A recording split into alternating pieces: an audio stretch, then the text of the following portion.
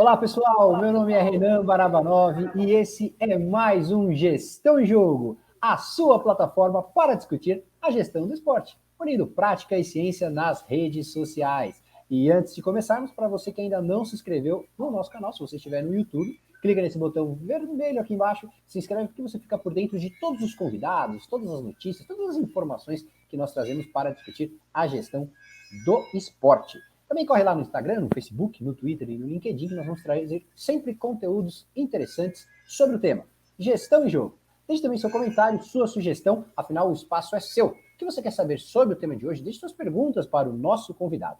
E falando em convidado, no papo de hoje, nós vamos falar um pouquinho sobre a gestão do esporte voltada para o negócio. E para isso, nós convidamos o ex-presidente da Abragesp e atual diretor da Confederação Brasileira de Tênis de Mesa, CBTM, Geraldo Campestrini. Tudo bem, Geraldo? Tudo bem, Renan? Olá, pessoal. Obrigado aí pelo convite. É sempre um prazer poder falar um pouco sobre as atividades aí relacionadas à gestão do esporte e trocar uma ideia sobre os assuntos que a gente está trabalhando, atuando, estudando e assim por diante. Maravilha. Bom, para a gente já começar, né, Geraldo, uma das suas áreas de pesquisa, porque além de profissional, de experiência prática no mercado, que você vai dividir conosco aqui hoje, você também tem o seu conhecimento, o seu lado acadêmico bem desenvolvido, que é algo que a gente tenta juntar exatamente aqui no Gestão em Jogo. Então, uma das suas áreas de pesquisa e atuação no mercado envolve o planejamento estratégico e a governança em entidades esportivas. Como você, Geraldo, como diretor da CBTM, aplica esses princípios na confederação? Né? Quais os resultados, as diferenças reais encontradas quando você utiliza planejamento estratégico e governança na prática? Perfeito.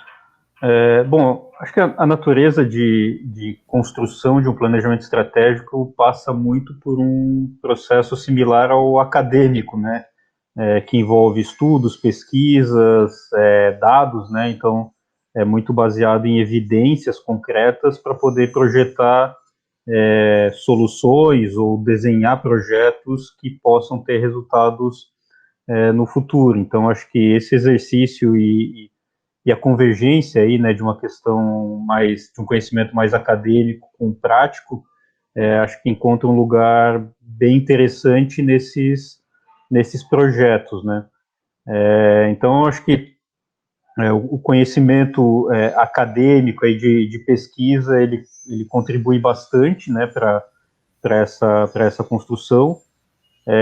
Num desenho de plano estratégico, a gente trabalha com uma fase geralmente de diagnóstico, né, que envolve o entendimento do mercado, entendimento do ambiente competitivo, né, não o competitivo esportivo, mas o competitivo em termos de organizações, quem são os concorrentes, como funciona a cabeça do consumidor, do praticante, do fã, enfim, vai fazendo quase que um mapeamento global aí do processo, para, a partir dele, poder construir as propostas, as sugestões, né? E o que eu acho que é legal, até pela experiência que eu tive relacionada a planejamento estratégico, é que muitas vezes, se olhar os desenhos de plano estratégico que eu acabei ou participando ou construindo, 80%, 90% das boas ideias muitas vezes estavam dentro de casa, né? Só que faltava estruturação dessa ideia, né? Às vezes era apenas uma ideia embrionária ou uma ideia sem uma conexão, né? E acaba que um papel importante desse trabalho também é captar essas informações e poder construí-las ali num conceito lógico, né, que possa ser aplicável e replicável. O método parece ser um ponto importante, né, Geraldo? Talvez a gente tenha bastante conhecimento na prática e que a academia, com a parte da metodologia, da estruturação, consiga dar um direcionamento melhor, né? Certamente, a gente encontra muito amparo nessa base, né? Então, quase que seguindo um cronograma ali, né, de ações, né, tudo com causa e consequência, que vai se buscando um mapeamento para uma construção propositiva, né? Acho que essa é a ideia. Não, legal. E, assim, para a gente pensar saindo um pouquinho do método, mas pensando numa boa gestão profissional, né? Em confederações, que você tem uma experiência interessantíssima na CBTM, quais os elementos que você, Geraldo, apontaria como fundamentais para se alcançar uma boa gestão profissional nas confederações?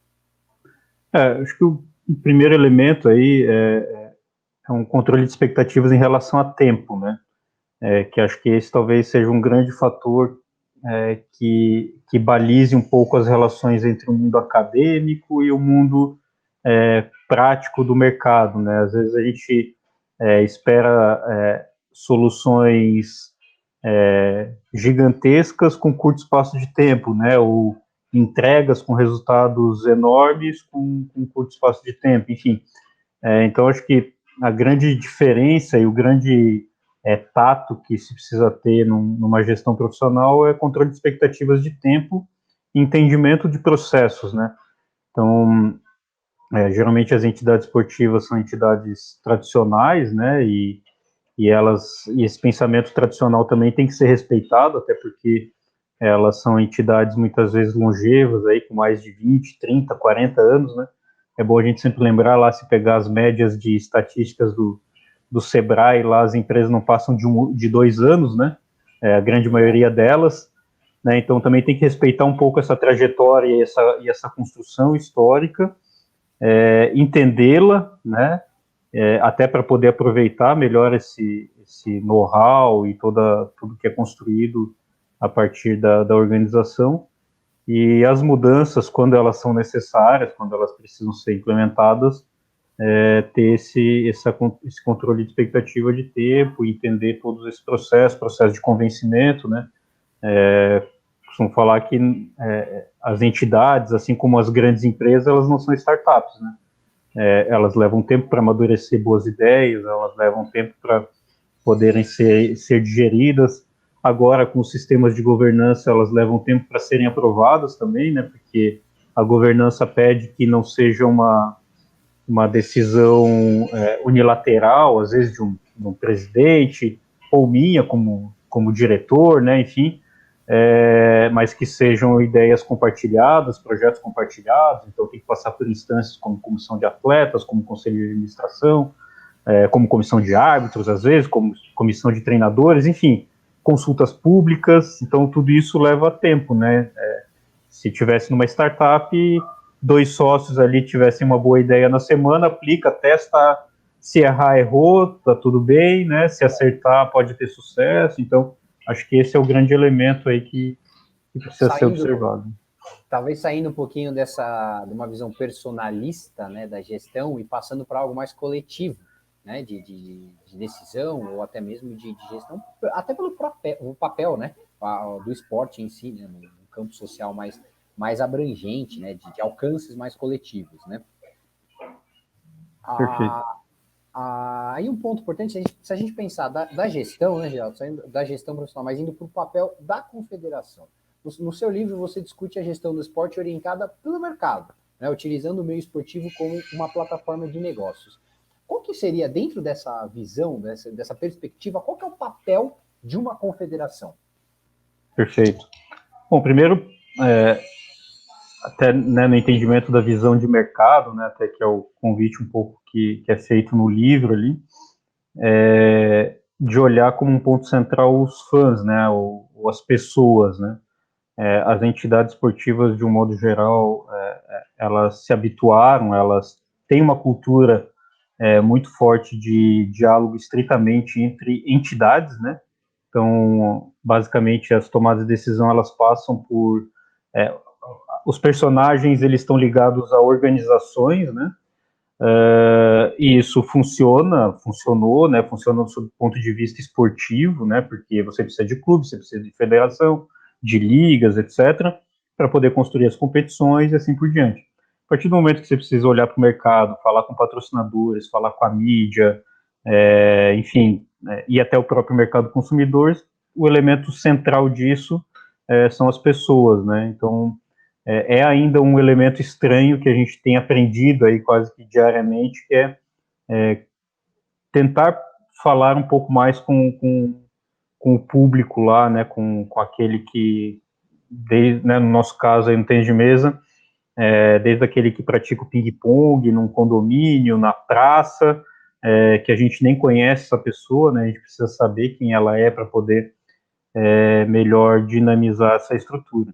Então, acho que para responder em partes aí, né, quando a gente pensa em aproximar com o mercado, o elemento central é falar com as pessoas, com os fãs, que é um negócio que o mercado americano, se pegar artigos aí, tem na década de 60, 70, ensinando ou dando lições de elementos que a gente não aplicou ainda hoje em 2020, né? Então, como a gente às vezes está defasado nesse processo de aproximação com o consumidor lá na ponta.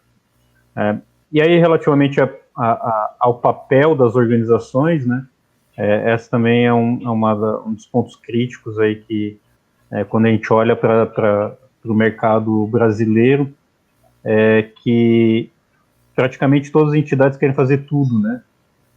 Estou sendo generalista, né? Obviamente aqui não é um privilégio de todos, né? Mas e aí olhando de novo para as confederações, a gente às vezes sofre pressão da opinião pública, que tinha que fazer projeto social, que tinha que fazer ações de desenvolvimento de esporte na escola, enfim, são todos elementos importantes, né, para o desenvolvimento esportivo, mas que é praticamente impossível, né, que uma confederação faça, né? Uma confederação ela nasceu para cuidar especialmente do alto rendimento, né, da formação de seleções para disputa de competições internacionais, e para isso ela precisa ter um sistema de detecção de talentos, de desenvolvimento de talentos, para poder alimentar essa ponta da pirâmide, né, para desenvolver eventos, né, ou por ela, ou através de ligas, né, das competições nacionais, né, de âmbito nacional. E é isso, né? Acho que são os elementos que elas foram concebidas lá atrás para fazer, né? Projeto social, e aí a gente, né, até tomo cuidado um pouco às vezes de falar, porque a interpretação dessa minha fala às vezes é ruim, mas os projetos sociais, para isso que existe o terceiro setor, né? Que é o que tem lá um assistente social que vai poder dar uma atenção especial para alguém que é carente, vai saber lidar com a criança, né? Não basta levar esporte, né? Se quer fazer um projeto social, precisa ter elementos multidisciplinares e transdisciplinares aí para poder dar essa assistência. A gente não vai conseguir fazer a prática de lazer, né? Então, hoje a gente trabalha para se aproximar do fã, mas a gente trabalha muito mais numa plataforma de comunicação do que de execução, né? A gente dificilmente vai ter um projeto consistente para cuidar de uma mesa numa praça, né? Isso talvez seja o trabalho de uma prefeitura, ou às vezes de um clube local, né, que queira desenvolver, ou de uma própria ONG, enfim. Então, o entendimento de qual que é o papel de cada organização no mercado, ele é fundamental para poder desenvolvê-lo, né? E é muito isso, né? A gente observa na prática, em várias modalidades, às vezes aquela tendência de fazer a ação da moda, né? Quando tem um recurso a mais lá, às vezes, para projeto social, e aí tem muitos projetos sociais que nascem e morrem no mesmo ano, né? Porque aquele recurso ele entrou, às vezes, por uma emenda parlamentar, que naquele ano funcionava, acessa lá aquela comunidade e sai no ano seguinte, então não tem continuidade, né? Então, isso aqui acho que as organizações elas têm que pensar, né? Qual que é o seu DNA e qual que é o potencial de continuidade de um projeto, né? Qual que é a possibilidade de fazer isso acontecer. Então, acho que são os elementos. Até para cada entidade, cada organização, cada ator dentro desse cenário, né, entender o seu papel no sistema esportivo. Até porque o sistema esportivo é muito particular, né, de cada país, cada modalidade tem as suas próprias características, né? Exato. E aí você tocou, voltando no primeiro ponto que você tocou, né, que é esse relacionamento com o torcedor, com o fã, com o consumidor, né? Recentemente a CBTM sofreu um rebrand, né, se a gente pode colocar dessa forma, e ela vem adotando um posicionamento bastante interessante, que é aquele de assumir o termo ping-pong, né, que é era uma questão talvez antiga, muita gente tinha dificuldade de entender qual era a diferença, ou qual era a semelhança, né? Então, qual que é a estratégia por trás disso, desse novo posicionamento? Como que vocês perceberam essa oportunidade de se comunicar com o público consumidor usando exatamente uma apropriação de um termo bem popular, né, da prática em si? Perfeito. Eu tomo cuidado para falar o termo brand, porque a gente não chegou a fazer um processo de brand de verdade, né? Que vai lá pela análise de escopo, de DNA um pouco mais aprofundado, né? O lançamento de uma nova marca no ano passado teve uma necessidade quase que estética, né? Que a gente também tinha algumas necessidades aí de avanços e melhores aplicações de marca, então foi o principal objetivo naquela ocasião lá foi estética mesmo de marca e de padronização, né? Porque dali derivou uma família de marcas que a gente começou a trabalhar as marcas das competições, também associadas à marca-mãe, marcas das federações estaduais, também associadas à marca da CBTM, marcas de projetos, né? Então tem os projetos lá o Diamantes do Futuro, que é de desenvolvimento de talentos, né? De detecção, então ele já tem uma marca do desenvolvimento, né? Que é a mesma da Universidade Tênis de Mesa, que é a mesma do Polo de Desenvolvimento Regional, que são projetos voltados para promoção, detecção, formação de talentos. Então, eles começaram a ter essas segmentações ali para a gente começar a ter uma conversa única, né? Quando entra a questão do ping-pong, né? Ele estava desenhado ainda de uma maneira embrionária no planejamento estratégico lá em 2016, né? Que era essa necessidade de falar com o público praticante, e aí já identificando até no processo de planejamento estratégico, conversando com os que a gente chama lá os hard users, né, do esporte, já se aponta, né, e é uma característica muito forte do tênis de mesa de ser uma modalidade muito mais de prática do que de acompanhar pela mídia, né, embora tenha alguns elementos mudando, né, a Federação Internacional mudou algumas regras recentemente até para deixá-lo mais atrativo para a mídia, mas ele ainda é uma modalidade de prática, né, acho que foi até um pouco de uma brincadeira que a gente começou a fazer, né, todo mundo já alguma vez brincou de ping-pong, né, e se deixar parado lá uma mesa com bolinha e raquete e tiver duas pessoas, alguém vai brincar, né? Vai jogar, não estiver fazendo nada, vai usar aquilo ali. E é muito fácil, né, de praticar. Então, ele tem um potencial, né? Tem um ativo muito, muito relevante.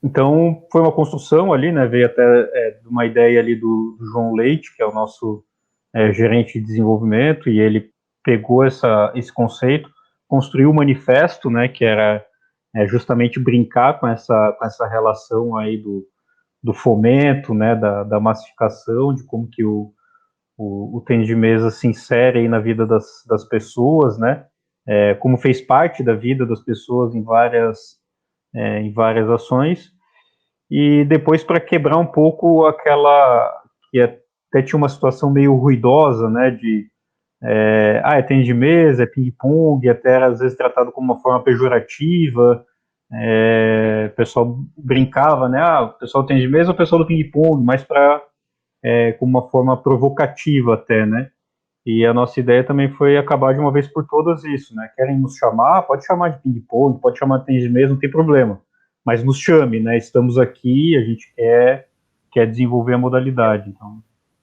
Seria colher o benefício, né? Já que tem a brincadeira, a gente colhe os frutos disso, né? Exato. É um intangível, né? Se a gente pudesse chamar assim, é um intangível da modalidade. E de uma certa forma foi até inspirado um pouco em alguns casos de clube de futebol, né? Que alguns apelidos de torcida, como do Palmeiras com o Porco, o Pó de Arroz, o Urubu no Flamengo, né? Enfim, o Pó de Arroz do Fluminense, foram todos às vezes termos pejorativos aí que a torcida adversária tratava os outros torcedores e aquela torcida subiu e aí acabou a brincadeira, né? Então, e acabou virando mascote, enfim, a história aí todo mundo já sabe, né? Não, bacana. E uma coisa dentro dessa lógica que eu percebi quando a gente fala de metodologia para gestão, quando a gente fala dessa aproximação com o público. Uma questão importante, e principalmente em modalidades como tênis de mesa, é importante entender para o pessoal que está interessado na área, né, que discute a gestão do esporte, como que funciona o planejamento, como que a CBTM direciona as políticas, as estratégias, né, para objetivos como, por exemplo, fomentar o crescimento no número de praticantes e popularizar a modalidade, né, que seria um lado, e o outro a performance, exatamente, né, o desempenho esportivo, a conquista de medalha. Qual seria o planejamento, qual a importância do planejamento para pensar nessas duas vertentes da confederação? Perfeito. Bom, primeiro que a gente ainda está, vamos dizer assim, tateando muito as informações de mercado, né? Então, tudo que eu for falar aqui são baseado em crenças, né? E talvez em evidências aí que a gente vê em outros casos e que a gente vai ter que acompanhar até que ponto que vai ser verdadeira aí na prática, né? Mas o primeiro elemento é ganhar notoriedade, né? Então, a partir do momento que eu converso com as pessoas lá na ponta e as pessoas passam a saber que existe a confederação e que dentro da confederação tem atletas de ponta e que dentro da confederação esses atletas de ponta são competitivos internacionalmente, né? No Olímpico a gente tem atleta número 6 do mundo, 2 anos seguidos aí como atleta número 6 do mundo, que é o Calderano. Tem 5 atletas no top 100, né? Então teve no masculino. Tem a Bruna Takahashi, que é do feminino top 50, também uma conquista inédita aí, né? De alcançar isso. O nível de competição do tênis de mesa também tem um pouco da distância aí técnica com os países asiáticos, especialmente a China, né? Mas, enfim, e no Paralímpico, com medalhas paralímpicas, também com atletas número 2, campeão mundial, enfim. Então, a relação aí que a gente começa a construir também para replicar na nossa atividade fim, né? Isso, né? Começar a trazer as pessoas para passarem a dialogar de alguma forma com a CBTM e a partir disso também começar a conhecer um pouco mais do sistema estruturado, né? Então o nosso planejamento passa por isso. Depois naquele conceito, né? Uma coisa é eu falar para um patrocinador hoje que eu converso com 3.500 membros filiados, né? E que esse número se replica aí nos últimos 10 anos. Outra é amanhã ou depois eu falar que eu tenho 20 mil, 30 mil filiados, ou pessoas que eu conheço, que eu sei que consomem tênis de mesa, que tem uma recorrência e sei qual que é essa recorrência, se é uma vez por semana, se é uma vez por mês, se é uma vez por ano, enfim, começar a entender quem são essas pessoas para poder tanto gerar e potencializar receitas, né? A gente tem um objetivo também muito claro no planejamento, que é minimizar a nossa necessidade de recursos oriundos das loterias, né, que hoje faz uma pressão muito forte, tanto em termos administrativos, né, é um peso bastante grande, né, embora é o que sustente a entidade hoje, né, hoje no passado, aí, mas mais da metade dos nossos colaboradores hoje se dedicam a prestar contas, né? Então é uma carga pesada e a gente precisa encontrar caminhos para ter sustentabilidade econômica no futuro, né? Isso é uma premissa aí de qualquer organização, né? Não depender de uma única fonte de recursos. Então tudo que a gente tem desenhado passa por isso, né? E a gente acredita que para aumentar potencial de receitas, né, a nossa capacidade de gerar receitas, a gente precisa minimamente falar e conhecer as pessoas, né? Acho que é o elemento central para isso. E aí, de novo, né, naquela fala sobre olhar para o mercado, é um outro aprendizado que as entidades tiveram, né? Então, elas aprenderam muito bem a bater a porta do poder público, a bater a porta dos patrocinadores, bater a porta da TV, mas sem ter necessariamente um conhecimento ali de quem são as pessoas que lidam, que gostam dela e tudo mais, né? Outra percepção, né, que que a gente começa a ter, e se evidencia também em outras modalidades olímpicas, é que as pessoas que gostam ou que são apaixonadas por uma determinada modalidade, elas têm uma fidelidade quase que similar ao de clubes de futebol, né, que as pessoas têm para as marcas de clubes de futebol. Isso ainda como uma evidência empírica, tá? Vamos dizer, vamos colocar bem, a gente ainda está trabalhando com algumas pesquisas para ver se isso se comprova.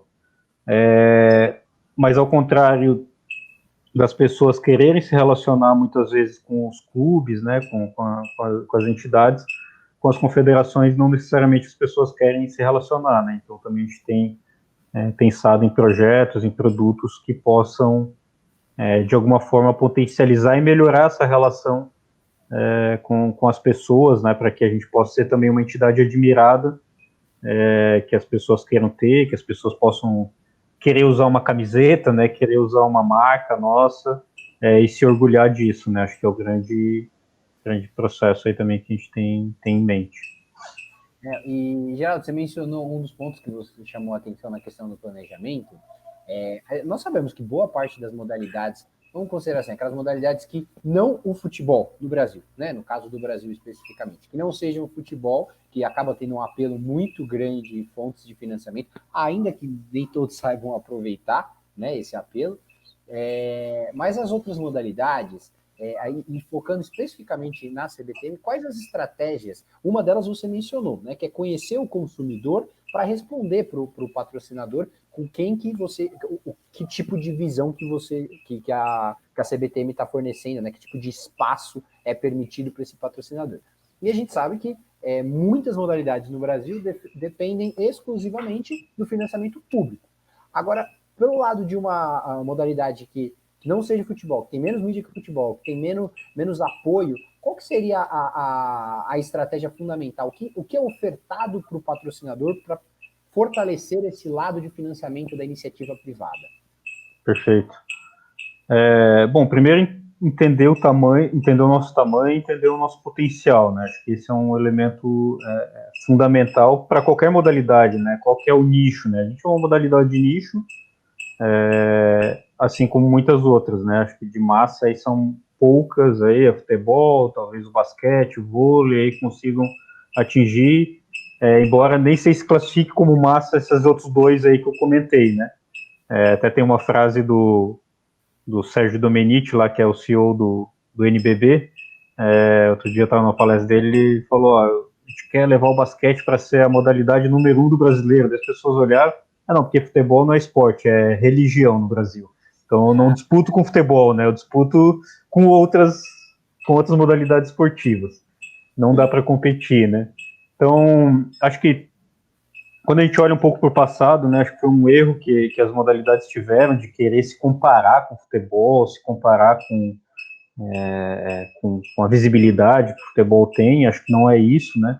A gente tem que olhar, às vezes, um pouco lá para a cauda longa, né? Quem que é o nosso nicho, quem que é o nosso público, e ser eficiente, né? Então, se a gente não vai ter uma capacidade de interação em massa, a gente precisa ter o máximo de informação possível das poucas pessoas ou das pessoas que de alguma forma gostam e querem se relacionar com a modalidade, para a gente poder ter eficiência, né? Com relação aos patrocinadores, por característica aí, a gente tem feito aí uma abordagem comercial um pouco mais recente aí não tem nenhum ano aí, né, de forma um pouco mais estruturada. A gente tem buscado construir projetos tailor-made ali, né? Então, entender um pouco mais qual que é a necessidade do patrocinador. A gente não manda projetinho de patrocínio padrão, né? Então, dificilmente uma marca vai receber o mesmo projeto que outra marca recebeu, nosso, né? A gente tem construído, às vezes até demora um pouco, né? A gente quer estudar, entender lá, de fato, qual que é a dor da marca. A gente tenta ter esse diálogo para poder ser um pouco mais assertivo, e trabalhar a entrega também, né? Então, muitas vezes aí dentro de um projeto de patrocínio que a gente tem, 30%, 40% do que uma empresa investiria, né? A gente vai usar ali para ativação, para poder entregar valor e outras formas de ativação que também, pelo que a gente tem buscado aí de informação, é uma necessidade, já é uma realidade nos mercados mais maduros, né? Como que as entidades esportivas também entregam valor, né? Porque muitas vezes a gente vinha lá ouvia, né? Também num passado recente, patrocínio de X, a marca precisa colocar mais 3x de ativação, né? Para poder ter sucesso. Só que às vezes a verba toda do patrocínio já estava utilizada na própria propriedade esportiva, né? Então, a gente tem buscado construir esses elementos. Em todos os elementos dessa construção, a gente também procura trabalhar as nossas necessidades estratégicas, né? Que passa por esse diálogo com o praticante, né? Então, vou pegar lá um exemplo recente aí de uma construção de projeto de loja de departamento. A gente estava buscando lá agora o gancho da moda aí, que é o do it yourself, né? E como que a gente poderia fazer essa colaboração com as marcas, e a gente teria ativações lá de construir mesas em locais e construir conteúdo e gerar esse conteúdo, né? Proporcionar esse conteúdo para a marca, que vai nos ajudar também a fazer mais contato com as pessoas, que faz parte da nossa estratégia, e vai gerar engajamento para a marca, que é o grande interesse dela, né? Ela pode, né, a partir de ações desse tipo, né? Lógico que tinha várias outras ações estruturadas, mas ela vai poder ter esse ganho duplo aí nesse processo. Não é só um exemplo, né? Mas enfim, a gente ainda não teve sucesso, né? Tanto nessas abordagens comerciais.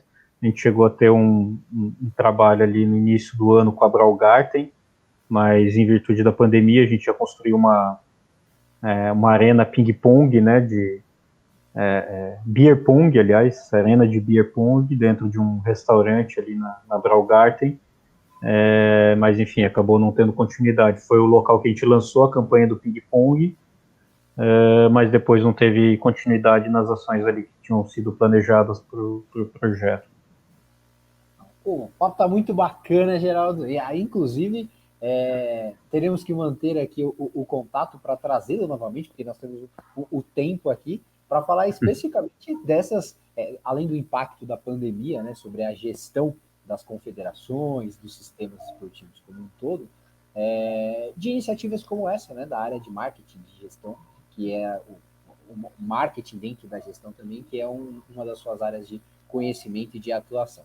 Mas, infelizmente, o tempo já está se esgotando e nós temos que nos despedir do nosso convidado, dizer que foi um prazer enorme recebê-lo por aqui e, claro, deixar não apenas as portas, né, mas os microfones do Gestão em Jogo aberto. Muito obrigado, viu, Geraldo?